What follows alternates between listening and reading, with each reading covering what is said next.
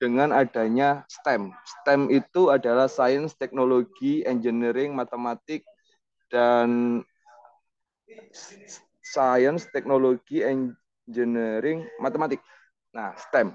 4 prinsip fondasi ini jangan sampai tertinggal dan harus kita manfaatkan dengan baik. Karena tanpa adanya Saintek, kita akan semakin kesulitan hidup di era yang serba canggih, serba mutakhir, serba cepat, dan menuntut kita untuk selalu bereplikasi menjadi banyak dan produktif. Itu yang membuat saya merasa kalau teknologi adalah pemecah es yang memang harus kita terapkan mulai saat ini karena sudah banyak startup-startup muncul, juga sudah banyak uh, anak-anak muda khususnya generasi Z yang memang mereka itu sudah melek dan sadar sama big data, sama artificial intelligence, mereka sudah open minded mengenai hal itu.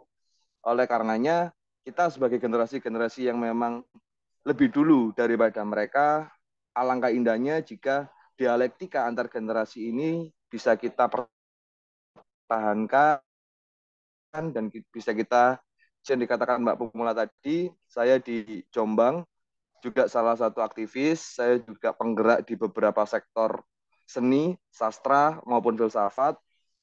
Di situ observasi saya banyak menemukan bahwasanya ada gap komunikasi antar generasi yang memang perlu untuk kita sambung kembali. Tanpa adanya kolaborasi itu, niscaya kita akan membuat kubu-kubu yang mana dinamikanya itu tidak terfasilitasi dengan gaya komunikasi yang sama-sama memahami.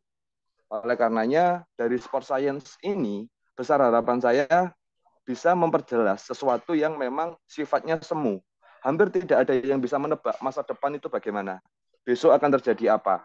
Bahkan ketika kita menceritakan tentang masa lalu, pemahaman dan tafsir seseorang mengenai teks terhadap apa yang pernah kita alami, itu sangat bervariatif, bergantung pada pengalaman yang dialami setiap individu. Oleh karena itu, sains muncul hadir untuk menjelaskan sebenarnya apa yang telah kita alami melalui pengalaman, serta apa yang akan kita hadapi melalui eksperimental atau melalui akal akal budi rasio, penafsiran-penafsiran, proyeksi-proyeksi mengenai masa depan. Sains muncul untuk itu. Oleh karena itu, kebetulan sekali pada tahun 2018 itu lagi marak-maraknya orang menggunakan istilah sport science. Tapi sport science hanya by industri dan by komersil. Sport science hanya diperjualbelikan. Karena kembali lagi kita tiba di era kapital yang sangat luar biasa. Semuanya urusan produk branding, produk bargaining, dan lain sebagainya. Oleh karena itu, kenapa di CV saya tadi saya mengatakan saya hanya pedagang, karena mutlak saya memang pedagang, bukan pebisnis. Di situ saya mengetahui pola pasar, pola penanganan bagaimana ilmu ini didistribusikan. Banyak orang-orang yang masih mendedikasikan dirinya untuk ilmu. Saya mengetahui dan saya bertemu dengan orang-orang seperti itu dan saya apresiasi banyak dan besar bagi mereka. Namun terlalu berat ketika kita memasukkan ilmu di wilayah ilmu, yang mana dampak implikasi dari ilmu itu sendiri cukup uh, sulit untuk dijustifikasi. Karena sifat ilmu itu bukan dogma. Sifat ilmu itu yang dibawa oleh sains. Jadi ilmu itu sifatnya kontingen. Kontingensi itu sementara. Kebenaran sains itu bukan kebenaran mutlak. Kebenaran sains itu adalah kebenaran yang nantinya juga bisa salah ketika sudah ada teori-teori baru untuk menghentikan apa yang kita maksud sebagai benar. Jadi prinsip-prinsip sport science itu adalah upaya kita untuk menjelaskan apa sih sebenarnya yang terjadi dan dimiliki oleh seorang atlet atau seorang olahragawan, atau apa sih yang dibutuhkan di cabang olahraga A, B, ataupun C. Oleh karena itu, sport science coba untuk menjelaskan. Contohnya, di dalam olahraga panahan, apakah mereka membutuhkan aerobik ataukah membutuhkan daya tahan otot yang bagus, kekuatan yang bagus? Ya, semuanya butuh. Nggak perlu olahragawan. Orang nyuci baju saja butuh itu semua. Orang nyapu rumah aja butuh itu semua. Berarti kan tidak spesial ketika kita menyamakan perspektif kita terhadap olahraga panahan dan orang yang beraktivitas fisik. Itu yang harus kita garis bawahi terlebih dahulu. Bahwasanya olahraga dan aktivitas fisik itu dua hal yang sangat berbeda. Kalau olahraga itu adalah sesuatu yang tersistematis dan terukur dan teratur. Boleh kalau kita mengatakan mencuci baju itu adalah olahraga ketika kita bisa mengurai, oh hari Senin saya mencuci baju 1 kilo, nanti hari Rabu saya mencuci baju 1,2 kilo, hari Kamis 1,5 kilo, hari Sabtu saya mencuci 1 kilo lagi. Ini adalah flow selama 1 minggu, yang mana bisa kita sebut sebagai fase 1 mikro. Dari itu semua, olahraga, biarpun aktivitasnya aktivitas fisik, tapi itu terjadwal, terschedule, dan terukur. Ini yang menjadi persoalan kita dan besar problematikanya ketika kita hanya bisa mengatakan kamu harus olahraga, kamu harus latihan. Tapi latihannya apa? Suka-suka pelatih atau suka-suka atlet. Aku maunya hari ini latihan ini, pelatih hari ini mau latihan itu. Ya udah dilakukan. Yang jadi masalah adalah satu, kita selalu terlewat sama golden momentum, yang mana usia-usia emas yang harusnya mereka baru terbang, kita percepat fasenya. Sebagai halnya contoh, ketika pertandingan usia dini, Danon Cup, dan lain sebagainya, Indonesia pasti memuncaki rantai. Kita pasti berada di puncak dunia. Kita menguasai itu semua. Tapi ketika pada fase-fase yang mana harusnya kita menjuarai itu, karena sejak kecil kita sudah juara, tapi kenapa ketika remaja, ketika dewasa kita nggak juara? Pertimbangannya dan faktanya adalah atlet itu sudah penat, atlet itu sudah burn out, atlet itu sudah males, frustasi. Ini saya belum mempertimbangkan aspek cederanya. Ada cedera. Kalaupun nggak cedera, atlet itu sudah apa ya, fatigue menghadapi fase siklus latihan yang monoton. Karena kembali lagi, memang perlu atlet itu harus latihan keras. 1 minggu eh, katakanlah 12 sesi atau 10 sesi atau 5 sesi itu perlu. Belum saatnya menerima program. Contohnya anak-anak SD, belum saatnya mereka menerima program karena kembali lagi ada fase-fase tertentu di mana mereka tidak boleh spesifik di satu cabur. Mereka harus memenuhi semua komponen gerak dulu. Mereka harus belajar bertemu dengan banyak gerakan dulu biar muscle memorinya atau memori gerak mereka itu merekam gerakan-gerakan yang variatif. Nanti di beberapa usia ada di bukunya Bompa itu klasifikasi ketika mau masuk ke golden age atau specialty usia, specialty cabur, usia 13 tahun, kamu bisa masuk di atletik, masuk ke sepak bola di usia 14 tahun bisa, masuk ke basket di usia 15 tahun bisa. Dalam artian usia-usia itu adalah usia kronologi yang memang bisa dimanfaatkan oleh atlet ketika dia sudah memenuhi variasi gerak yang banyak. Tapi fenomena hari ini, kita itu berjumpa sama generasi yang mana mereka lebih senang duduk dan mainan HP, mainan gadget. Yang jadi masalah bukan soal olahraganya sebenarnya. Yang jadi masalah adalah ketika mereka mengalami kejadian yang tidak diinginkan. Contohnya kecelakaan di jalan. Otomatis memori geraknya mereka, muscle memori gerak mereka itu tidak seterampil generasi-generasi terdahulu. Yang mana mereka sudah bisa roll, kemudian mereka sudah pernah melakukan jatuh dengan main bola, mereka sudah bisa. Teknik jatuhan itu secara tidak sadar dia mengalami. Dengan generasi sekarang, itu memori geraknya akan sangat terbatas karena memori gerak itu ada batas usia untuk merekam muscle memorinya. Ya, besar harapan saya agar bisa memodifikasi dengan cara kalau ya kembali lagi saya juga mengerti dan mengenal anak-anak yang hari ini usianya SD, bahkan TK. Mereka masih aktif kok ternyata. Cuman kembali lagi karena orang tuanya atau kita sudah disibukkan dengan urusan yang sangat luar biasa banyak sehingga kita terbatas untuk itu. Oleh karena itu ada venue-venue yang memang harus kita jadikan rujukan. Contohnya ketika anak-anak masih usia di TK atau playgroup bisa dibawa ke klub-klub senam biar mereka belajar teknik-teknik salto, jatuhan, kayang, minimal fleksibilitas mereka dapat dimasukkan ke klub renang. Maksud saya membantu proses itu semua untuk menambah muscle memory si anak tersebut. Untuk apa? Selain untuk keselamatan si anak itu juga meminimalisir beban BPJS yang jelas. Kemudian output ketika anak ini menjadi atlet, nantinya pelatih itu nggak ada PR terlalu banyak. Kenapa atlet ini kok koordinasinya jelek sekali? Ya bukan karena dia dianya jelek, ya memang fase sebelumnya itu nggak terpenuhi. Kalau kita mengacu pada teorinya Freud kan ada fase-fase yang memang harus dilewati oleh seorang anak di usia-usia tertentu. Ketika fleksibilitasnya sudah buruk, proses untuk memperbaiki itu cukup panjang. Resikonya apa? Atlet gampang cedera, teknik tidak sempurna. Pertanyaannya, pelatih-pelatih hari ini pasti mereka menggunakan sanggahan bahwasanya, loh iya, yang penting kan juara.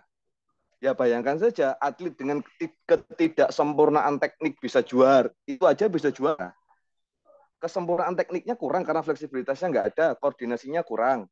Agility-nya nggak muncul karena koordinasi sama fleksibilitasnya nggak ada sesuai dengan instrumen biomotor. Tapi dia masih bisa juara di Indonesia. Itu sudah cukup menurut para pelatih. Ya kembali lagi, skupnya adalah nasional, skupnya adalah lokal.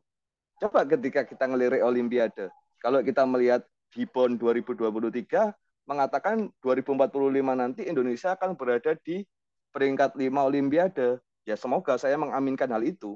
Harapan saya besar untuk itu. Karena memang 2045 Indonesia harus menjadi emas. Oleh karena itu strukturnya harus kita bangun di bawah. Yang mana semua komponen biomotor harus dimiliki di part-part tumbuh kembang anak yang mana memberikan modal ketika mereka nanti menjadi elit atlet. Inilah pentingnya sport science. Data dari anak usia dini sampai nanti akan menjadi elit atlet, kita tidak punya. Hari ini semuanya masih berupaya mengumpulkan data itu. Tapi kembali lagi, science, saya menggunakan kacamata science, bukan kacamata scientist. Karena kalau saya menggunakan kacamata scientist, saya dekat sama Albert Acuscom, yang mana science itu mengerikan sebenarnya. Sains itu adalah kekuatan. Ketika kita mengetahui suatu data, maka tergantung penafsiran kita seperti apa. Contoh, Oppenheimer dengan kapasitasnya dia bisa meluluhlantakkan Hiroshima dan Nagasaki. Itu karena sains. Dan itu adalah dosa besar sains. Sains tidak bersalah sebenarnya, tapi sains ketika secara politik, maka akan menjadi seperti itu. Fungsikan sains sebagai alat politik di periode-periode sebelumnya itu juga menurut saya cukup mengerikan, mengejutkan. Biarpun ini masih rumor, tapi kita bisa mengutip cerita tentang Lance Armstrong dan dopingnya dia. Dengan menukar-nukar darah, mereka bisa lolos dari doping. Dan Lance Armstrong bisa menjadi juara Tour de France berturut-turut 10 kali bahkan itu. Nah di sini selain kita perlu untuk mengkaji urusan data, kita harus menyadari peran data. Jadi banyak salah tafsir mengenai data. Data itu hampir tidak berarti.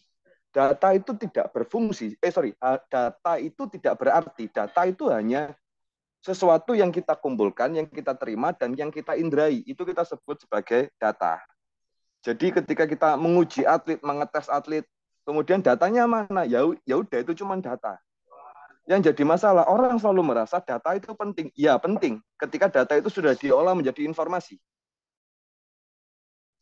Ketika data itu belum diolah menjadi sebuah informasi, maka data itu tetap data. Ini adalah peran orang-orang politik yang sebenarnya menjadi salah kaprah. Karena orang selalu meragukan, mana datamu, mana inimu. Padahal yang ditanyakan data itu nggak berfungsi. Data itu nggak berarti ketika itu tidak dikaji secara interdisiplin ataupun multidisiplin. Data akan tetap menjadi data dan bergantung pada penafsiran dari seseorang yang membaca data itu tadi. Oleh karenanya, data ini harus kita sajikan dalam bentuk dan sebuah sajian yang yang informatif.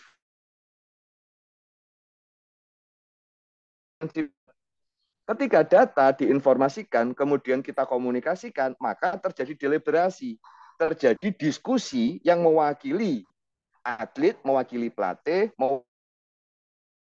mewakili guru, mewakili orang pada umumnya, mendiskusikan hasil dari informasi yang didapat dari data itu tadi.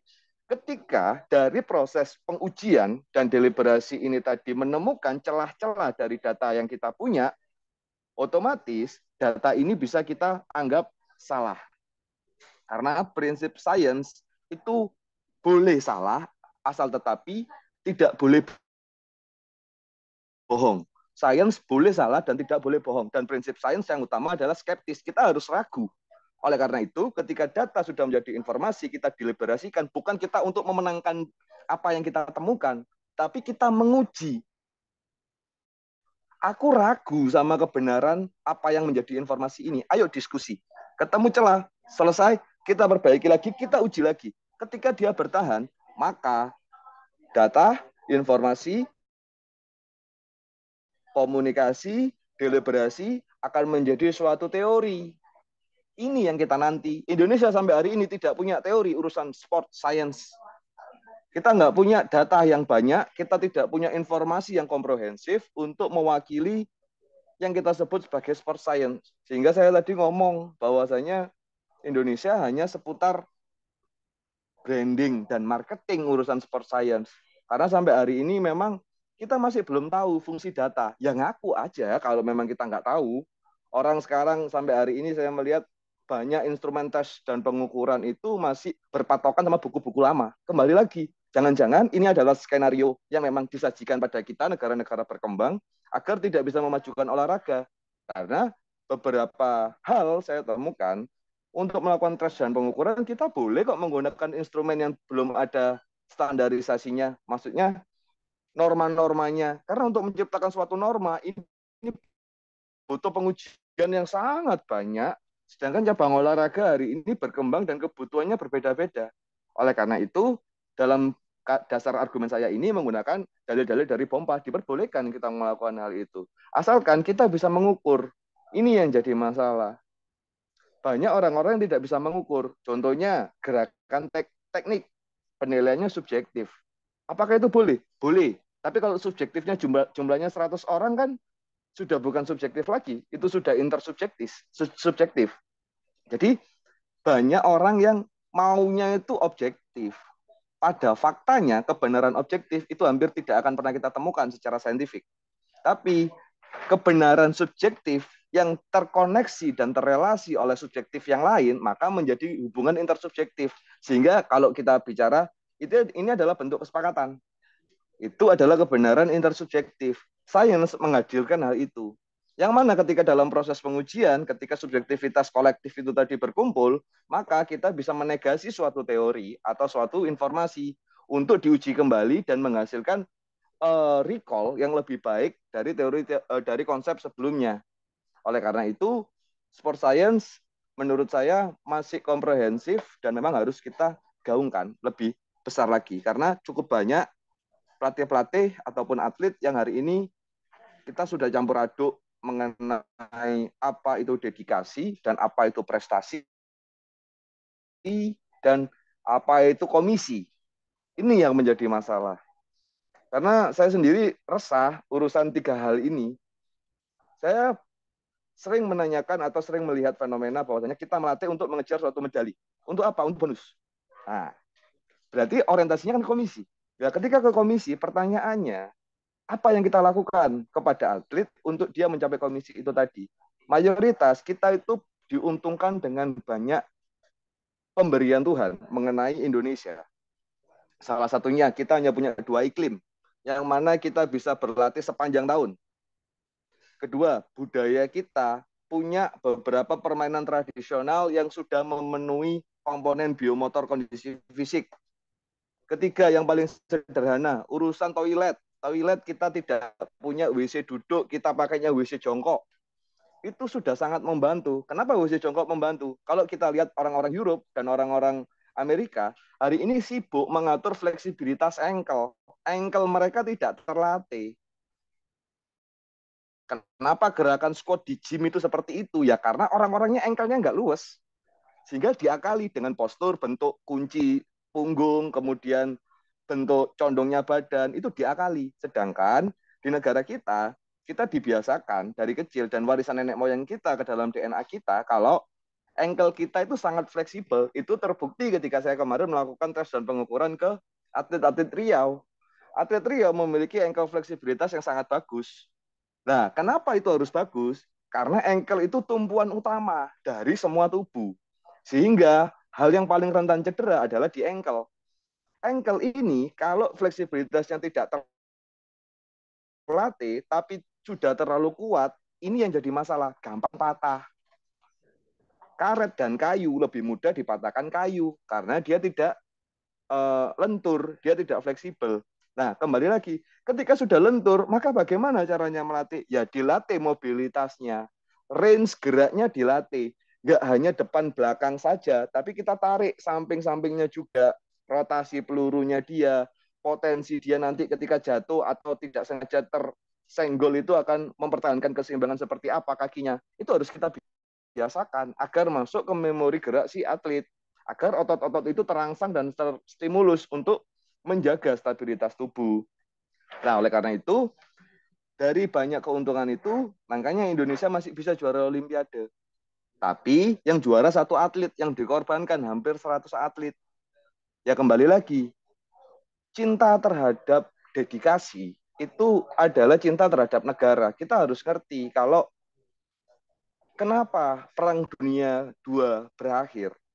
Kenapa setelah itu baru muncul Olimpiade? Biarpun Olimpiade sudah lama ada di zaman Romawi, di zaman Athena, tapi gelaran bahwasanya perang yang sesungguhnya adalah di ajang Olimpiade. Karena kita menciptakan satu squad kontingen dari namanya negara Indonesia untuk mewakili Indonesia bahwasanya kita memiliki manusia-manusia kuat untuk beradu dan bertanding di Indonesia. Ini baru saya sadari ketika saya berada di Riau, tapi sebelumnya tesis ini saya dapat ketika saya kuliah, bahwa saya itu cinta sama Indonesia. Luar biasa kecintaan saya sama Indonesia. Karena menurut saya, menciptakan bangsa itu sulit. Dan kita termasuk orang-orang awal yang menghuni suatu bangsa namanya bangsa Indonesia. Sehingga dari situ, saya selalu banyak komentar ya, namanya saya juga terlibat dalam aktivis, dalam ilmu-ilmu diskusi filsafat dan lain sebagainya, banyak komentar yang kita sajikan. Dari komentar-komentar itu melahirkan kesadaran bahwa saya harus merubah negara ini. Ternyata nggak cukup hanya dua tangan, dua kaki, satu kepala, dan satu badan yang saya sebut dengan tubuh seorang bangsa nggak bisa. Menata, membantu kesejahteraan masyarakat dan lain sebagainya, ampun-ampunan.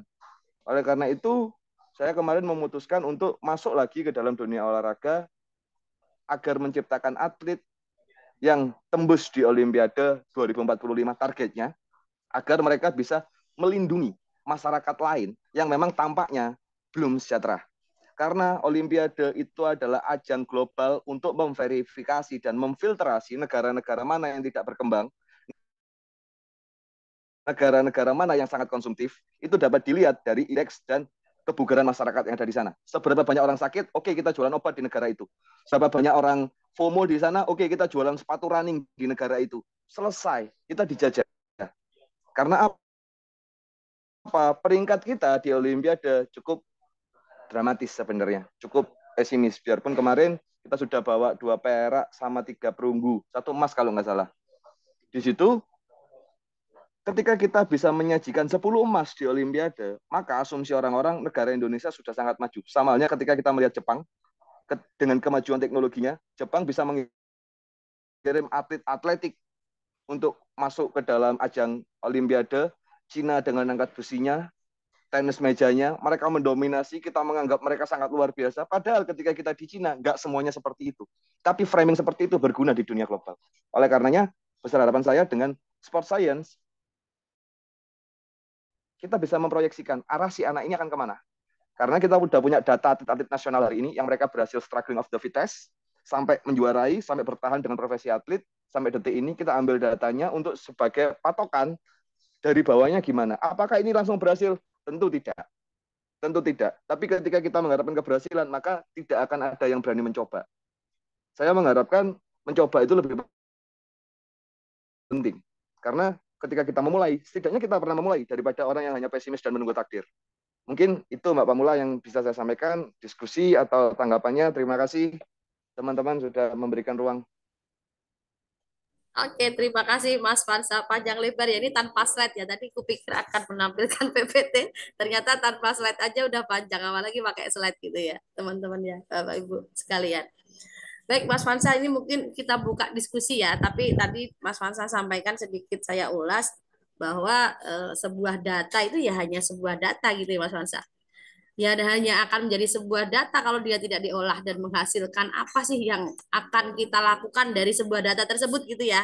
Ibaratnya Betul. raport anak-anak itu ya nilai ya cuma menilai, tidak akan kalau nggak diolah tidak akan menjadi nilai raport gitu ya. Jadi ada berbagai elemen yang harus dinilai dan diolah sehingga menciptakan program baru kalau untuk atlet ya. Ya, Kemudian untuk anak-anak kita sebagai guru ya Bapak Ibu, ya di tingkat dasar maupun menengah tentu berjuangnya di bagaimana gerak mereka ya Mas Fansa ya, agar mereka tidak kaget untuk roll depan, untuk betul. fleksibilitasnya gitu. Dan tadi yang baru saya dengar itu tentang toilet jongkok Mas Fansa. Toilet jongkok ternyata melatih ankle. Ini baru sadar saya. Selama ini kita nggak sadar ternyata ankle kita dilatih dengan cara jongkok seperti itu, dan ternyata dan dikikis pula dengan WC duduk gitu kan. Berarti kan nggak terlatih lagi itu si ankle. Oke, Bapak Betul. Ibu, silahkan bagi ada yang pertanyaan atau ada yang mau bertanya atau diskusi studi kasus bagaimana di sekolah Bapak Ibu terkait dengan pembinaan siswa atau apa saja. Sudah ada yang angkat tangan nih. Kita boleh out of the box ya Mas Fansa ya. Apa aja boleh ditanyakan. Oke, ini sudah Boleh, ada Pak boxnya besar Almitra ini. Riau. Pak Almitra ini adalah mahasiswa S2 olahraga UNY. Silakan Pak Almitra, mungkin ada pertanyaan. Silakan. Oke, terima kasih Bu Mula. Di sini menarik ya, ya, tadi. Mungkin saya menangkap sedikit di sini. Salam kenal dulu Pak. Dengan siapa tadi nama narasumbernya kurang tahu tadi. Salam kenal, nama Fansa, saya. Fansa. Saya bertugas di SD 14 Pekanbaru.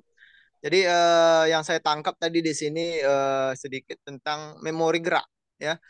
Memori gerak kalau bisa itu memang banyak harus kita lakukan terhadap anak kita kan.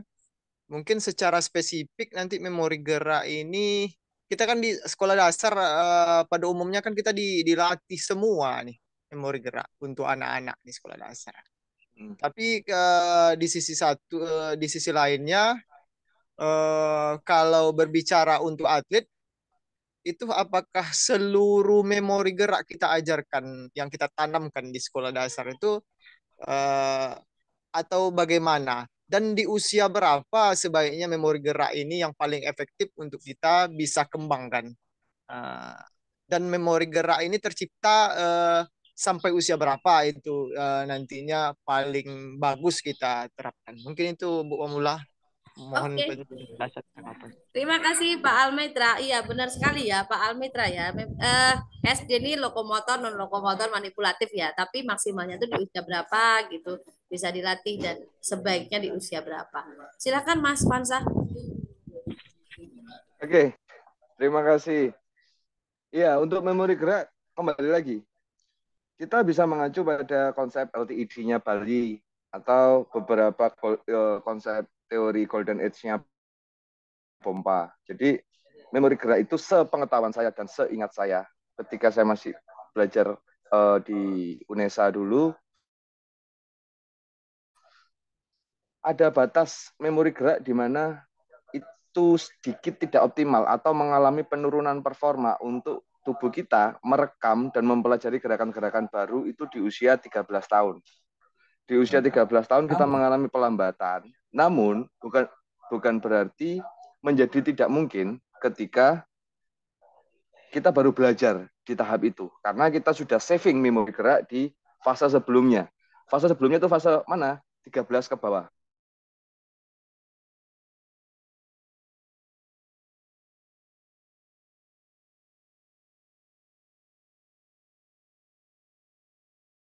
Makan, cara mengunyah, cara merangkak, beberapa hal yang saya sadari mengenai memori gerak adalah itu adalah gerakan yang memang secara naluri ya kita itu terstimulus untuk melakukan gerakan-gerakan itu. Jadi karena kembali lagi saya tidak bisa kembali ke fase mengingat fase awal-awal saya belajar bergerak, tapi yang jelas saya mengetahui dan menyadari pada fase saya usia 7 tahun, saya itu sangat aktif dan orang tua saya tidak melarang. Itu yang menjadikan berbeda. Orang tua saya membiarkan saya karena saya geraknya itu di kebun, geraknya itu bukan di rumah. Jadi saya berekspresi sesuka saya, mau saya jatuh, mau saya berguling, mau saya pulang nanti bajunya kotor semua, nggak ada yang tahu. Itulah yang membuat pembelajaran saya, urusan gerak, itu sedikit banyak cukup menguasai dan banyak memori gerak yang saya simpan. Nah, di sini yang menjadi persoalan adalah terus untuk atlet apa yang diperlukan? Ada beberapa konsep yang saya dapat dari pelatihan-pelatihan atau sertifikasi kemarin dari Lankor, bahwasanya urusan melompat, melempar, meloncat, kemudian berguling dan lain sebagainya, itu perlu kita berikan semuanya. Sampai dia di usia specialty, sampai dia di golden age, kapan dia harus masuk usia kronologi kecaburan. Nah, dari kecaburan itu, modal yang masih mentah itu tadi, semuanya itu akan kita permak dan kita sesuaikan rotasi geraknya sesuai dengan kebutuhan cabang olahraga. Pertanyaan yang sulit adalah lalu bagaimana dan apa hubungannya ketika caburnya olahraga catur atau bridge. Nah, ini yang menjadi pertanyaan. Kalau kita masuk ke cabur-cabur yang lain, masih oke lah, masih relevan, memori gerak penting. Tapi kembali lagi, catur itu kita juga butuh posisi duduk yang ideal, posisi duduk yang bagus, posisi jalan yang elegan, posisi jalan yang intimidatif. Ketika kita melihat atletik, kita akan terpesona dengan cara mereka jalan. Cara mereka jalan itu sudah kayak petarung yang akan masuk ke dalam laga gladiator. Karena itu tubuh mereka sudah dilatih untuk terus-menerus melakukan hal itu. Termasuk juga untuk atlet catur, kita membutuhkan hal itu. Sehingga memori gerak itu tadi bukan alasan kalau ini nanti saya jadikan atlet aeromodeling yang hanya megang remote. Sehingga dia nggak perlu belajar roll, dia nggak perlu belajar lempar, dia nggak perlu belajar flexibility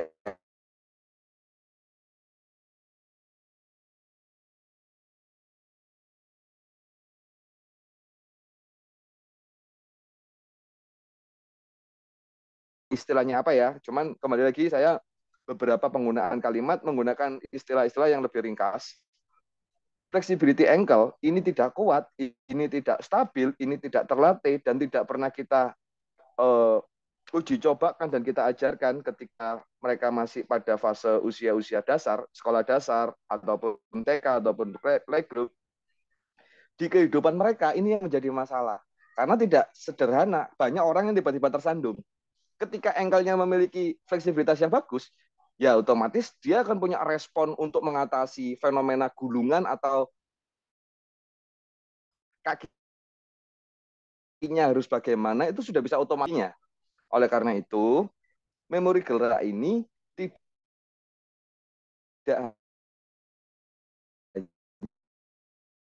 hanya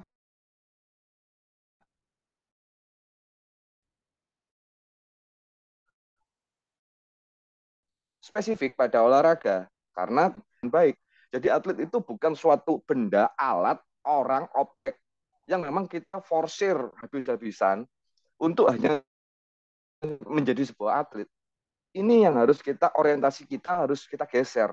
Karena atlet juga punya kehidupan. Ini yang menjadi persoalan. Atlet nggak selamanya menjadi atlet. Mereka punya kehidupan sosial, mereka punya jaringan sosial.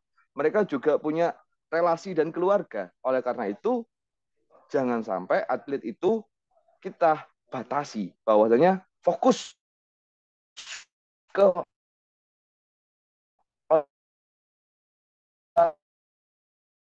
olahraga saja.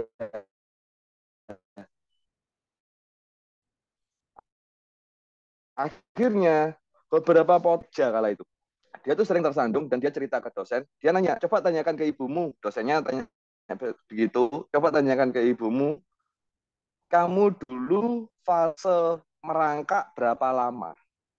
Ternyata besoknya di minggu selanjutnya dia memverifikasi ke hotel kalau ke dosen saya kalau pada fase dia berjalan itu cukup cepat daripada anak-anak yang lainnya. Jadi dia merangkaknya bentar, habis itu dia berjalan. Oleh karena itu koordinasi antara mata dan kakinya dia tidak terlatih. Oleh karenanya dia mudah tersandung. Jadi ada hubungannya ternyata antara fase kita melihat benda di sekitar kita itu lebih dekat. Sehingga proyeksi mata kita itu lebih familiar sama jarak benda yang mendekati tubuh kita. Nah, kalau kita langsung berjalan, kaki langsung berada di bawah. Kita hanya fokus pada mata. Sehingga kaki kita masih lepas. Kita tidak bisa memproyeksikan hal itu. Oleh karenanya dia sering tersandung. Terus bagaimana merubahnya? Ya dengan menanamkan instalasi yang namanya kesadaran ekstra. Dia harus menyadari kalau dia sering tersandung. Berarti jaga jaraknya dia harus lebih waspada daripada orang-orang yang punya otomatisasi jarang tersandung. Nah, untuk urusan gerak saya rasa sudah cukup saya jelaskan. Lebih komprehensifnya ada buku LTID-nya Bali bisa diikuti di sana. Dan pompa urusan periodisasi soal golden age itu bagus buat acuan kita. Yang mana memori gerak semuanya harus kita latih, dan ini yang mungkin jadi garis bawah anak yang sangat aktif. Tapi istilah no, istilah tidak, kemudian istilah jangan untuk mereka membatasi gerak mereka. Oleh karenanya, eksplorkan, bebaskan anak bergerak seperti apa dengan cara dan dengan catatan siapkan fasilitas dan infrastruktur yang memadai. Oleh karena itu, anak-anak itu bisa kok diajak kontrak. Kamu nggak boleh lari ketika di jalan raya, karena konsekuensinya A, B, C, dan D.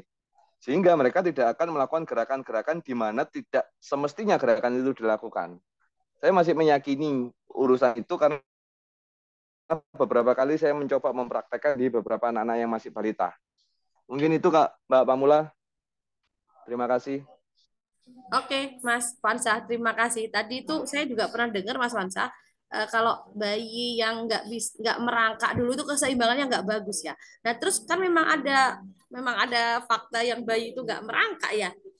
Ada kan yang ngesot atau apa ya? Yang apa sih namanya? Betul. Pakai dada itu loh. Nah, kalau memang anaknya nggak mau terus gimana itu nanti gitu? Atau harus di treatment? Gimana tuh Mas? Malah aku yang nanya ya, gara-gara itu.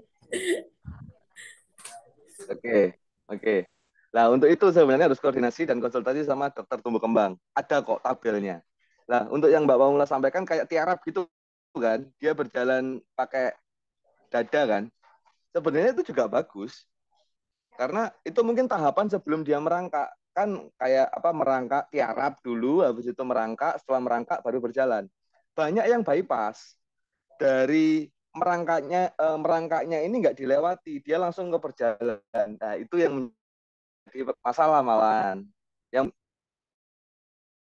bayi-bayi yang berjalannya harus terantanan dulu pakai dada dulu, itu normal. Mungkin itu fase sebelum dia bisa merangkak karena otot-ototnya belum kuat. Tapi tetap harus dibiasakan untuk dia memulai ke fase selanjutnya. Kalau nggak gitu terlambat.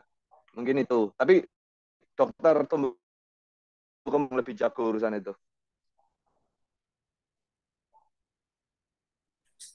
Oke, ya berarti harus konsul ya. Tetap kalau ada berarti pertumbuhan anak tuh kalau udah nggak bisa merangkak, ya kita harus segera konsul ya karena akan berpengaruh terhadap perkembangan ke depannya gitu ya. Ya setidaknya bukan menjadi Ke atlet pun depannya. menjadi manusia bekerja gitu kan keseimbangannya kurang gitu ya, Mas. Saya. Oke, tadi itu golden age Betul. untuk Betul. perkembangan anak. Baik, Bapak Ibu silakan jika ada pertanyaan lagi. Ada kah yang mempunyai kasus misalnya di sekolahnya Atau anak seperti ini? atau mungkin soal Riau Emas itu juga, soal Riau Emas itu kan hari-hari ini yang menjadi sorotan dan bahan Ah, bahasan ya, saya setiap harinya. betul betul. Jadi urusan Riau Emas itu sebenarnya kita itu coba melakukan ya nggak ada hidup yang pasti. Setiap hari pasti penuh dengan eksperimental. Nggak ada hidup yang memastikan besok akan terjadi apa yang akan kita capai dengan oleh karenanya Riau. Nah, ini caranya yang membedakan. Caranya adalah metodenya. Yang mana metode ini bisa kita diskusikan untuk mencapai solution atau titik tengah konsensus langkah apa yang kita ambil. Kemarin saya sempat panjang lebar ngomongin soal dosis latihan. Ini yang menjadi PR kita bersama. Sampai hari ini kita memakai ilmu nenek moyang. Kalau push up itu harus 10 kali, setnya 3 kali. Atau 15 kali sit up, setnya 4 kali. Pertanyaannya ketika atlet menanyakan kenapa harus 10 kali coach, kenapa harus 15 kali, kenapa setnya 3 kali coach, kenapa setnya harus 4 kali coach, kita pasti jawab, kamu banyak nanya, kamu mau saya tambah, pasti seperti itu. Nah, dari itu kita sudah terbatas soal penjelasan menjadi masalah. Ketika apa argumentasi atlet itu tidak juara? Kecuali cederanya kenapa? Engkelnya kena. Loh, kenapa engkelnya bisa kena? Udah nggak bisa jelasin lagi. Pada faktanya semuanya itu bisa dijelaskan kalau memang kita menggunakan prinsip-prinsip sport science dengan komprehensif. Tapi kembali lagi, tuntutan pelatih itu juga berat. Kita satu pelatih bikin satu program atlet itu luar biasa sulit. Asli, bikin satu periodisasi itu bisa sampai 3 bulan kita butuh waktu untuk menciptakan suatu periodisasi yang pas dan tepat fungsi dan tepat guna sesuai dengan kebutuhan atlet. Tukang jahit yang mahal atau tukang jahit yang punya segmentasi high class, mereka pasti punya rentan waktu untuk memikirkan desain apa yang diperlukan oleh kliennya untuk dikenakan biar pas. Dia ukur dulu postur tubuhnya dia, lebar baunya berapa, panjang tangannya apa, kain apa yang cocok untuk ini. Ditanyakan dulu acara apa kamu nanti mau menggunakan jas ini. Oh, mau di acara bertemu dengan presiden. Oke, jasmu warnanya ini olahraga. Dengan cara kita nggak akan mewarisi ilmu nenek moyang, tapi apakah ini salah atau benar itu bergantung pada bagian art. Olahraga itu juga punya seni. Tergantung seninya, mau ambil seni yang mana. Banyak orang-orang yang selalu takut untuk mengekspresikan seni. Karena mereka khawatir ketika ditanya. Boleh kita pakai, tapi dengan dasar yang komprehensif. Lakukan tes dan pengukuran dulu. Kita tahu dari mana atlet kita berasal. Ini yang paling prinsip. Kita harus tahu atlet kita berada di titik mana untuk menuju kemana. Ini yang paling penting. Nah, kalau kita berada di Jawa, kita maunya ke Amerika, otomatis jarak yang kita tempuh akan lebih jauh daripada orang yang berada di Riau mau ke Amerika. Tapi itu kalau naik darat. Tapi kalau naik pesawat, beda lagi. Mungkin dia penerbangan ke Amerika lebih jauh daripada di Jawa ke Amerika. Oleh karena itu, semua aspek harus kita pertimbangkan. Tujuannya mau kemana, kita berada di mana, jaraknya berapa jauh, berapa bensin yang kita butuhkan, kendaraan apa yang akan kita gunakan, berapa konsumsi yang harus kita carrier di bawah, nanti habisnya di titik mana, harus beli lagi di negara mana, harus kita perhitungkan. Gimana memperhitungkannya? Wong kita gajian aja cuman segitu, kita akan buang waktu. Tapi kembali lagi, ya, saya merasa komisi pelatih ataupun guru olahraga tidak sebanding dengan pekerjaan berat yang mereka terima. Nggak sebanding, nggak proporsional. Karena kembali lagi, mungkin orang-orang belum bisa menjelaskan urusan kenapa harus dinaikkan, kenapa harus ditingkatkan. Ini knowledge, dan objek kita adalah manusia. Ini yang harus diperhatikan. Kita ngurusi manusia, olahraga relevansinya sama manusia. Nah, ketika manusia ini salah didik, ya malpraktek otomatis. Ketika manusia ini salah memakan dosis, malpraktek yang kita lakukan. Oleh karenanya, perlu untuk kita menciptakan suatu sistem perjelasan. Sama halnya kayak orang main startup. Orang mainan startup zaman 2017 nggak ada yang tahu. Tapi sekarang startup sudah dianggap luar biasa. Karena apa? Karena startup itu sendiri sudah diketahui banyak orang. Sama halnya olahraga. Olahraga hanya dilakukan banyak orang, belum diketahui banyak orang. Bagaimana cara mengukur repetisi maksimal? Bagaimana dosis latihan? Durasi waktunya berapa? ACU temu titik monotoninya berapa? RPI-nya berapa? Kita belum sampai di situ. Sedangkan orang-orang barat itu hari ini jangan merasa mereka sudah jauh. Enggak, mereka baru dekat. Mereka nggak sejauh itu. Mereka juga lagi pada fase transisi dari yang konvensional, dari yang analog menuju digital. Oleh karenanya, kita masih punya peluang untuk bersaing di atas, untuk bersaing di global. Dengan catatan, kita semakin cepat berbenah ketika kita salah, dan kita cepat kita cepat berbenah ketika kita mengalami error dan kesalahan. Kita memperbanyak proses uji coba untuk mempersempit kesalahan-kesalahan selanjutnya. Ini yang penting. Makanya publikasi ilmiah itu adalah bahan bacaan yang sesungguhnya paling enak dan paling renyah. Tapi sayangnya literasi kita, literasi kita, literasi itu sifatnya banyak karena ini mengumpulkan data. Literasi kita dan lingkungan kita tidak mendukung kita untuk menjadi orang yang bisa menjelaskan banyak hal. Oleh karenanya, saya berterima kasih dengan kegiatannya Mbak Pamula dengan menghubungkan dan mengumpulkan orang-orang yang ingin mencari literasi dan referensi. Karena dari adanya literasi, kita mengembangkan satu fiksi bersama. Ayo olahraga coba kita jelaskan. Kita jelaskan, tapi kembali lagi, kita bukan jual obat. Maksudku, kita nggak niat, bukan jualan, tapi ini adalah dedikasi kita terhadap ilmu dan terhadap negara. Karena kasihan, atlet-atlet ini kasihan, sungguh kasihan.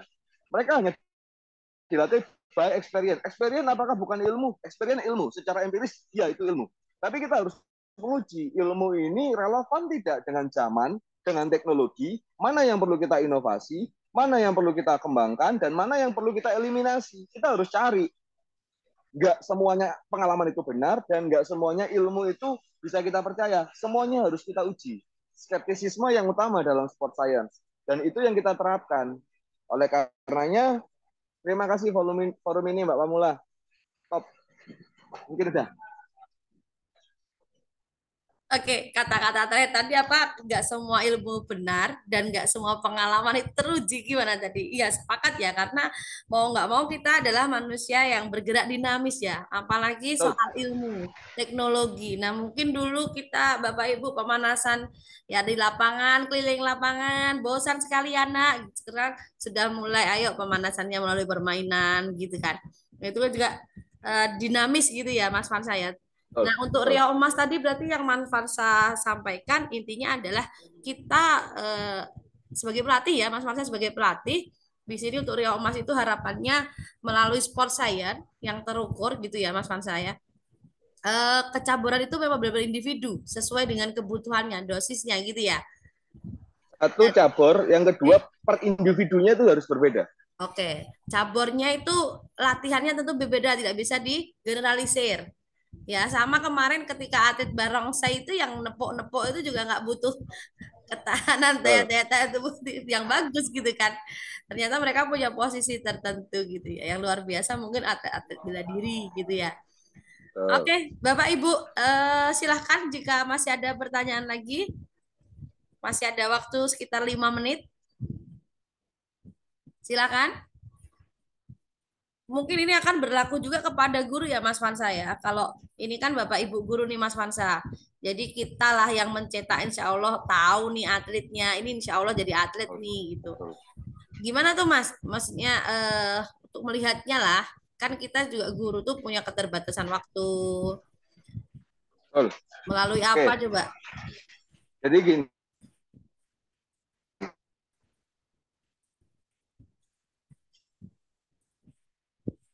itu akan proses panjang itu. Kita bisa memunculkan updating. Apa sih yang sudah dan bisa untuk dimanfaatkan? Karena untuk guru, kita itu butuh sistem terpadu. Sekarang sudah ada, Menpora sudah bikin. Tapi itu hanya by pengumpulan data.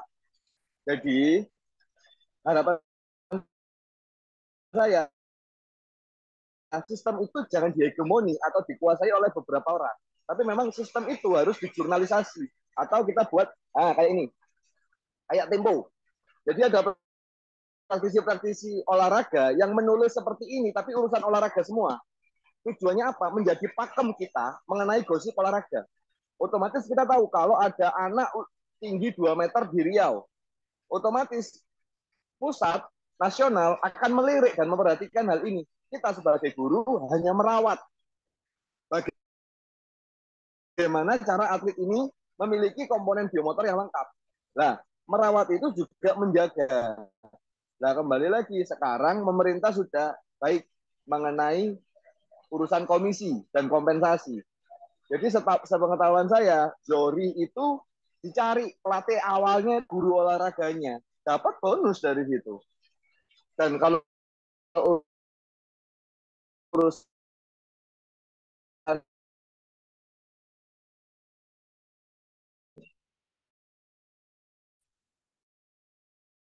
monetisasi besar, ini kita harus kuat fondasinya. Yang mana kita harus menjaga itu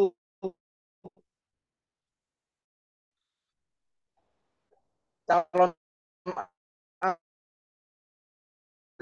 itu harus manusia itu tidak bergerak, itu yang bahaya.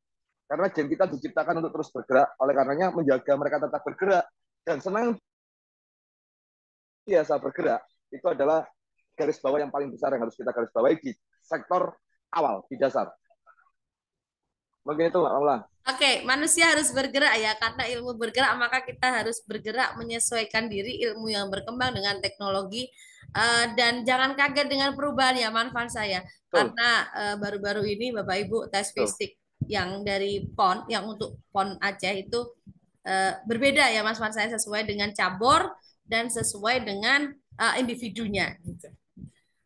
Oke, Bapak Ibu, ada yang bertanya absen, akan saya kirimkan absennya sebentar lagi. Silahkan jika ada pertanyaan, Bapak Ibu. Ada Pak Ade Kurnia, ini kebiasaan. Nomor, ya. Tenang, nanti absennya saya buka sampai jam 5 sore. Dan pastikan Bapak Ibu yang mengisi absen adalah Bapak Ibu yang benar-benar mengikuti kegiatan pada sore hari ini. Karena ya tidak hanya sekedar selembar sertifikat gitu ya. Sumpah keren banget Mas Fansa. Iya, Mas Ibra. Silakan Mas Ibra. On cam. Ya. Kerennya di mana Mas Ibra? Kena lah. Ini senior saya Mas Fansa di UNY. Senior saya yang meluncur. Assalamualaikum. Waalaikumsalam warahmatullahi wabarakatuh. Silakan Mas Ibra. Siap. Putus-putus ya? Begitu ya. Waduh, jaringannya jelek soalnya saya lagi di jalan ini. Oh ya, oke. Pengen ngobrol sama Mas Fansa. Masih muda, terus apa ya, keren, bagus, pinter menurut saya. Apa yang diobrolin tadi, apa dikasih materi tadi adalah benar semua. Jadi kalau kita ini adalah tenaga pendidik di awal, maka itulah tunjuk tombaknya gitu. Banyak yang harusnya diketahui oleh banyak orang gitu, Bu Pamula atau Mas Fansa, bahwa penerapan untuk sport science itu nggak semuanya orang punya gitu. Jadi lebih banyak lagi nih event-event seperti ini Bu Pamula, karena banyak diketahui bahwa budaya kita itu banyak yang salah terhadap olahraga gitu. Contoh saja umpamanya waktu kita cedera, contoh aja kita keselio atau dislokasi gitu, biasanya langsung dikasih balsem atau langsung diurut, kan itu sebenarnya salah. Ya, betul itu. Ya, masih kemudian, ada yang seperti itu, olahraga masih ada Mas Dokter. Ya, jadi nggak semua orang itu punya pengetahuan itu. Nah, ini keren banget Mas Fante, masih muda. Ini apa inspirasinya banget gitu. Jadi ini harus menurut saya gini, ini nih salah siapa Mas Fansa? Apakah dari pemerintahnya, apa dari kitanya, atau seperti apa yang harus dirubah tuh apa gitu loh? Karena ini sudah menjadi menjamur di masyarakat banyak gitu. Saya lihat juga banyak-banyak SSB juga, pelatih-pelatih sepak bola juga benar tidak punya program yang jelas untuk atletnya. Kemudian kalau ngeyel pasti ditambahin bentuk latihannya dan sebagainya. Jadi karena event ini sangat bagus, menurut saya ini terus dikembangin karena tidak banyak event-event seperti ini yang masyarakat banyak tahu gitu tentang sport science gitu. Jadi makasih banyak ini Mas Fansa sebelum ditutup. Bu Pamula, maaf juga nggak bisa on cam karena saya lagi di jalan ngantri bensin juga ini. Jadi mohon maaf yang Mas sebesar-besarnya. Ibra. Iya, Makasih Bu Suri, Bu Pamula. Ya, saya kalau manggilnya Bu siap, Suri siap. karena Terima mantan gitu. kasih. Mas Ibra kena todong ya. Meskipun di jalan tetap ikut kegiatan dan nyimak ternyata kan. Terima kasih Bapak Ibu. Meskipun off cam saya yakin Bapak Ibu mendengar ya atensinya. Oke, Mas Fansa ini kalau mau ditanya salah siapa ini? Karena pasti Bapak Ibu tahu pelatih ini pelatih gimana kadang-kadang kita yang olahraganya ngerti gitu kan. Kan tidak semua pelatih itu berasal dari orang olahraga gitu ya, Mas Ibra ya. Ya Mas Fansa. Ya silakan Mas Fansa boleh diberikan tanggapannya. Agak Sensitif sulit ya? kalau menjawab ini salah siapa, tapi yang benar yang mana itu aja yang enak. Ah iya. Nah, yang benar gimana? Karena gini, ketika kita bicara tentang subjek atau seorang individu yang mau menjadi penyebab, sebenarnya kita harus pahami dulu. Kalau umat manusia hari ini itu bisa bersatu karena 3 hal. Dan disebabkan fondasinya satu hal. Fondasi utama manusia bisa bersatu karena adanya bahasa. Itu dulu yang harus kita garis bawahi. Karena ada bahasa kita terkoneksi, kita terhubung. Tapi pemersatu umat manusia itu ada 3 hal. Yang pertama adalah adanya imperialisme, adanya penjajahan. Mereka menjajah agar kita menjadi satu dalam koloni-koloni serikat dan negara. Kemudian yang kedua, yang lebih besar dan lebih kuat dari imperialisme adalah adanya agama. Agama mempersatukan banyak negara dengan satu spektrum agama, A, B, C, dan D. Dan kita harus sadar, pemersatu dan dia adalah core dari seluruh kehidupan manusia adalah adanya uang. Adanya uang ini adalah puncak kesalahan. Karena orang tidak peduli dari mana kamu berasal, apa negaramu, apa bangsamu, apa agamamu. Ketika kamu punya uang, mana tak terima kamu bawa $1 atau $100 atau Rp1 juta atau berapapun. Dari ini yang menjadi cikal bakal hancurnya suatu peradaban yang kita sebut sebagai dedikasi. Karena pengabdian terhadap suatu negara, kecintaan kita terhadap suatu negara, itu sebenarnya merupakan kalau kita mengacu pada teori-teori Aristoteles itu cukup bagus. Selain filosof raja, kan ada era-era tumos, era-era aku lupa istilahnya. Ada orang-orang yang dia itu ingin mengabdi pada negaranya. Yang paling menjadi prinsip, harapan saya adalah keliru monologi ini sudah menjamur, mewabah luar biasa karena orang-orang hanya mencari kesempatan. Karena setiap manusia itu pasti cemas dengan eksistensi diri mereka. Oleh karenanya, agar mereka eksis, biasanya bentuk defensifnya adalah menyalahkan orang lain atau bertindak lebih tahu, seakan-akan dia tahu. Padahal Dunning-Kruger effect kalau kita tahu tentang cognitive bias. Sehingga kesadaran bahwa ini kita tidak tahu harus kita kedepankan terlebih dahulu, dan ketika tidak tahu harus mencari literasi. Itu yang menjadi penting. Nah, literasi kita banyak temui di internet, terlalu banyak. Akhirnya menghasilkan manusia-manusia yang menyepelekan literasi. Nanti di internet ada ChatGPT. Ini yang menjadi masalah. Ketika tidak tahu, dia sadar tidak tahu, dia tidak mau mencari tahu, padahal fasilitas itu sudah ada. Karena apa? Ketika dia tahu, dia tidak tahu fungsinya ini untuk apa. Nah, oleh karena itu, dengan adanya forum diskusi seperti ini, semua orang kita biarkan untuk eksis. Semua orang berhak untuk ada. Jadi jangan doing, tapi being. Jangan cuma melakukan, tapi adalah. Ketika kamu ada, sudah selesai. Kecemasan manusia utama tentang keberadaan kita sudah terjawab ketika kita sudah bisa menjadi ada. Agak filsafat dikit ya, Mbak. Nah, dari sini besar harapan saya, kita selalu mengapresiasi sedikit atau banyak hal yang sudah dilakukan oleh orang lain. Ketika itu keliru, jangan dipatahkan langsung. Karena orang akan defensif. Ketika orang defensif, otomatis dia akan mencari celah untuk mematahkan balik apa yang kita lakukan. Akhirnya keliru monologi itu menjadi besar, snowball effect. Oleh karenanya, coba kita pahami dulu, kita resapi dulu, salahnya di mana, jangan dipatahkan. Coba kasih pembanding. Coba kamu pakai ini. Karena komunikasi itu adalah hal yang penting. Makanya bahasa tadi yang utama. Tanpa literasi, perbendaharaan kata kita tidak akan banyak. Otomatis bahasa kita akan terbatas. Ketika bahasa kita terbatas, kita akan menyampaikan suatu makna itu tidak indah, tidak ada metafor, tidak ada rima. Otomatis itu akan menjadi strict, menjadi beku, dingin. Akhirnya diterima orang bisa bervariatif. Sedangkan dengan kayanya literasi kosakata kita, otomatis kita bisa mencari celah bagaimana kapan saatnya kita masuk. Dengan narasi seperti apa, orang ini harus kita login ke dalamnya. Itu yang menjadikan PR kita bersama. Forum-forum seperti ini perlu dikembangkan dan disiarkan lebih besar. Orang-orang di sekitar kita perlu dipahami lagi, dan sedikit banyak kita berikan stimulus mengenai sport science yang sesungguhnya. Karena metode RISE, metode itu paling fatal itu kalau cedera, kecelakaan terus diurut itu bahaya sekali. Bukan berarti sangkal putung. Kalau di Jawa namanya sangkal putung.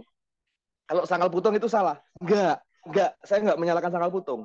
Tapi kenapa kita tidak meneliti itu sebagai saintifik? Ayo kita cari apa penyebabnya orang mau datang ke sangkal putung ketika mereka cedera daripada ke klinik masas. Ayo kita cari perbandingannya apa. Apakah karena mereka nggak tahu makna tentang klinik masas, tapi mereka memahami warisan dari nenek moyang urusan sangkal putung, sehingga placebo efeknya itu muncul ketika di sangkal putung. Atau memang benar-benar keterbatasan kita di teknik masasnya nggak bisa mengeksplor, tapi di sangkal putung ada. Ayo kita uji, kita komparasikan. Harapannya kita menemukan spektrum tengah.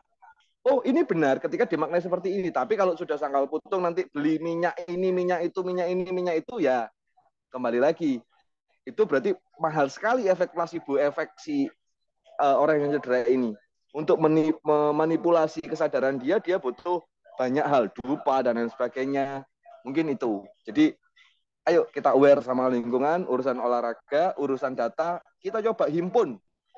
Ya, semoga kita ada waktu untuk menciptakan satu big data untuk olahraga Indonesia. Oke. Mungkin itu Mbak Mamula. Oke, luar biasa. Tanpa literasi tadi ya, saya sastrawannya keluar. Tanpa literasi perbendaharaan dan katanya terbatas, sehingga tidak bisa mengeksplor, tidak bisa mencari celah gimana agar kata-kata kita terlihat indah gitu ya, Mas Fansa ya. Keluar sastrawannya Mas Fansa. Tapi benar Bapak Ibu, memang kata si Gerald nih, nah benar literasi paling penting ya. Itulah, itu PR kita bersama Bapak Ibu. Bahkan saya pun kadang baca juga baca sekilas, kadang acuh ya kan, nanti orang lain yang ngurus begitu. Nah, mari kita sama-sama mungkin ya Bapak Ibu. Oke, karena sudah azan asar, apakah ada yang mau bertanya lagi? Kalau tidak ada, Bapak Ibu mungkin Mas Fansa boleh closing statement. Apakah masih boleh bertanya? Oh, boleh. Mas Takwa ini ahli ilmu faal, silakan Mas Takwa. Boleh open cam dong biar kita bisa foto, screenshot. Ya. Terima kasih. Assalamualaikum warahmatullahi wabarakatuh. Waalaikumsalam warahmatullahi wabarakatuh. Mas Fansa ini luar biasa menurut saya. Memang muda, energik, dan motivator bagi kita-kita yang ada di Riau. Seperti yang digaungkan pada Riau Emas, ini terkait olahraga yang ada di Riau itu luar biasa. Hanya saja setelah saya berdalam, ternyata olahraga itu sangatlah kompleks. Kompleksnya bagaimana? Banyak ilmu yang dikait, yang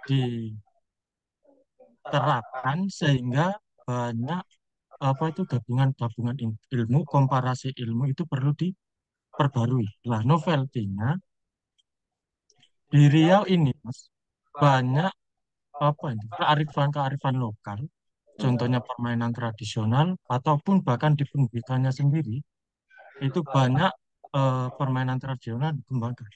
Lah, novelty apa atau langkah apa agar Riau Emas ke depannya novelty-nya itu bisa dikembangkan. Nah, caranya tahap awalnya itu bagaimana, itunya bagaimana.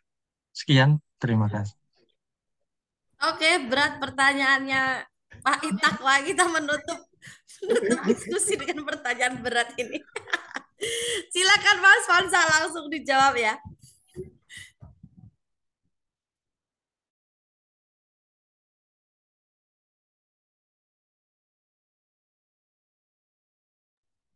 Nanti di sana. Jadi mungkin tunggu saya menjadi gubernur mungkin ya, Mas Takwa ya.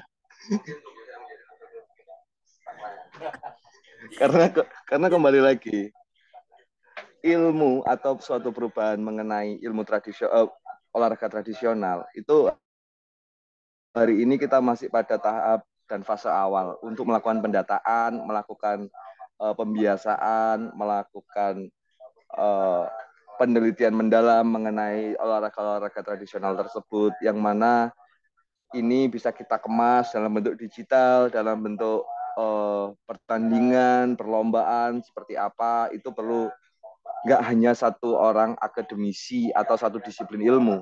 Kembali lagi, hari ini kita harus berkolaborasi, yang mana kolaborasinya itu bukan person to person. Kalau kita hanya satu orang dengan 2 orang sampai 5 orang, yaitu kurang, menurut saya tidak akan efektif. Harapan saya itu kita akan menggunakan kacamata multidimensi atau multidisiplin ilmu. Jadi ada beberapa spektrum untuk mengkaji suatu fenomena atau suatu objek yang memang menjadi bahan dan bahasan dari topik pembicaraan kita. Harapan saya biar kita dapat banyak angle, karena permainan tradisional itu tidak mungkin ada dan lestari sampai hari ini kalau itu tidak memberikan implikasi pada kehidupan bermasyarakat lah umumnya. Nggak usah ngomongin olahraga dulu, pasti ada relevansinya, minimal aktivitas fisiknya, minimal komposisi geraknya pasti sudah ada. Dan memang di Indonesia ini sangat kaya sama itu.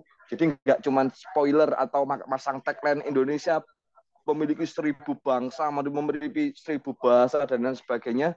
Nggak cuma jualan di situ, tapi memang kita bisa bikin PON, tapi khusus sudah ada mungkin sekarang.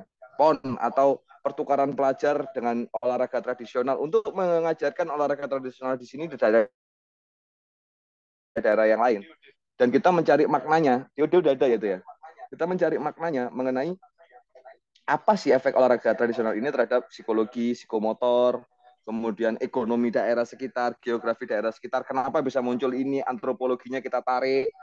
Itu kan keren kalau andai kata kita jadikan seperti ini, Mbak Pamola, bikin tempo seperti ini, tapi urusan itu. Mungkin ini sudah tapi harapan saya, mungkin itu jawaban saya untuk Mas Takwa. Sebagai penutup juga, nggak banyak berpesan, cuman closing statement saya adalah beranilah hidup hari ini. Itu yang paling penting, karena kita terlalu banyak harapan. Bukan tidak boleh berharap. Berharaplah, tapi sebelum datang, kemarin juga tidak bisa kita ulangi. Besok akan menjadi hari ini juga, ketika besok itu kita alami.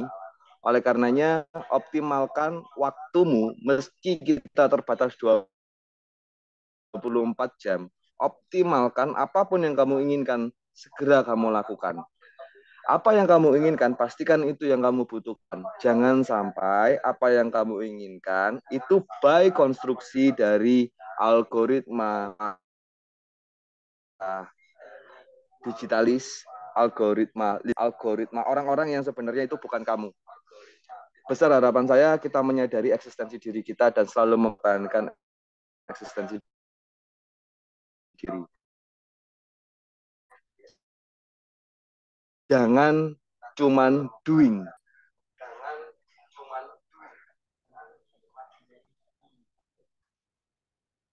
Sudah. Oke, punya Tuh, hilang. putus-putus ya. Ya lah. Kupikir nge-lag gitu ya. Oke, jangan cuma doing ya Mas Fansa. Terus jangan cuma doing, tapi beranilah being. Itu tugas manusia. Jangan cuma doing tapi berani being. Kemudian teruslah apa ya? Berharap ya. Berharap apa tadi? Boleh berharap tapi hiduplah hari ini. Boleh berharap tapi hiduplah hari ini. Oke, boleh berharap hiduplah hari ini. Jangan sia-siakan waktu untuk memenuhi apa ya? Mencapai kebutuhan ya. Keinginan, pastikan keinginan itu adalah kebutuhanmu gitu ya. Oke, ini ada beberapa yang menuju Mas Fansa, mudah-mudahan nggak gede kepala nih, nggak pakai helm langsung ya kan. Nih, Keren Mas Fansa, luar biasa. udah Oke. dibatasi pakai headset. Iya, jangan cuma doing, tapi berani being. Oke, terima kasih banyak. Bapak Ibu, setelah ini makasih banyak Mas Fansa. Bapak Ibu, mari kita semuanya para guru olahraga, memajukan olahraga, mulai dari diri kita, mari kita ya, sebisa mungkin apa yang kita bisa untuk bergerak di bidang olahraga. Kalau saya mungkin melalui webinar-webinar ini, Bapak Ibu melalui melatih fisik anak dan lain sebagainya. Silahkan bergerak dan lakukan sesuai dengan passion masing-masing, begitu ya Mas Fansa ya. Oke, Oh, Bapak Ibu, drawing presensi sudah saya kirim. Boleh on cam semuanya untuk sesi foto bersama. Silahkan. Pak Hairunas, Pak Ade, Pak Almitra, Pak Raja, Taufik Ilham, Pak Tengku ini kayaknya udah berkurang deh. Tadi 29-an mungkin ada sholat atau gimana. Pak Hendri, Pak Sugi, Pak Mitiar, Pak Rifolino, Pak Fadli, Pak Tengku, Pak Gali, Pak Hendri ini kawan saya apa nih? Gerald, pasang ganteng dulu Gerald, berhenti dulu Gerald. Ah, gerak pula nanti foto ya kan? Oke, Kak Riri. Mana nih yang belum belum pada on cam nih? Pak Dendi, silakan on cam Pak Dendi, Pak Ferry, Yose Rizal, ini rajin nih Pak Ferry nih. Ikut webinar luar biasa. Raja Timur, mana tadi? Ya, Rifolino. Pak Rifolino dari mana Pak ya? Dari Pekanbaru juga, Bu. Oh, Pekanbaru ya. Kayaknya Iya, pernah sama kita, Bu. gitu. Oke. Pak Almitra belum on cam, Pak Dendi, Pak Fadli, Pak Tengku, yo, Bu Lydia, Bu Mitiar, oke. Raja Taufik, walah Raja Taufik itu Pak Taufik toh. Kirain. Oke ya, saya screenshot ya. Pak Gali, Pak Almitra masih tutup, Pak Itakwa tutup. Yuk, yuk, yuk, dinyalain sebentar aja, sebentar saja, Bapak Ibu. Oke, siap. Pak Jaya tadi udah keluar ya, nanti minta sertifikat pula. Oke, Bapak Ibu, tolong presensinya hanya sampai Bapak Ibu aja ya. Oh, kamera saya rusak. Oke, baik. Siap, siap, siap, Pak Hamid. Aduh, bentar. Oke, 1, 2, 3. Literasi, Bapak Ibu. Salam literasi. Boleh? Oke. 1, 2, 3. Baik Bapak Ibu, terima kasih banyak perhatiannya. Mudah-mudahan sehat selalu, berkah untuk Mas Fansa. Terima kasih ilmu hari ini. Mudah-mudahan bermanfaat untuk kita semua dan menjadi amal jariah bagi Mas Fansa. Terima kasih banyak. Saya selaku moderator dan penyelenggara kegiatan ini dari Teratak Literasi. Bapak Ibu jika ada usulan materi apa gitu tentang olahraga, yuk kemarin kita hidupkan lagi diskusi olahraga. Bisa saling berbagi, bisa saling berdiskusi. Begitu, sekian. Mohon maaf jika ada kesalahan. Sekian dari saya. Wassalamualaikum warahmatullahi wabarakatuh. Waalaikumsalam warahmatullahi wabarakatuh. Oke, Bapak Ibu, link absen sudah ada di kolom chat. Silahkan diisi. Boleh dikopas dulu ke WA-nya, tapi pastikan tidak disebarluaskan ke teman-teman yang tidak mengikuti webinar ini. Insya Allah sertifikat dalam nanti malam atau besok ya, karena hari ini masih ada kegiatan. Insya Allah besok dikirim di grup diskusi olahraga. Jadi Bapak Ibu yang belum masuk ke grup diskusi olahraga, silahkan masuk ke grup itu dan ajak teman-teman olahraga untuk kita membudayakan diskusi literasi tentang olahraga atau diskusi gerak. Oke Bapak Ibu silakan boleh live dari sini jika sudah mengisi presensi.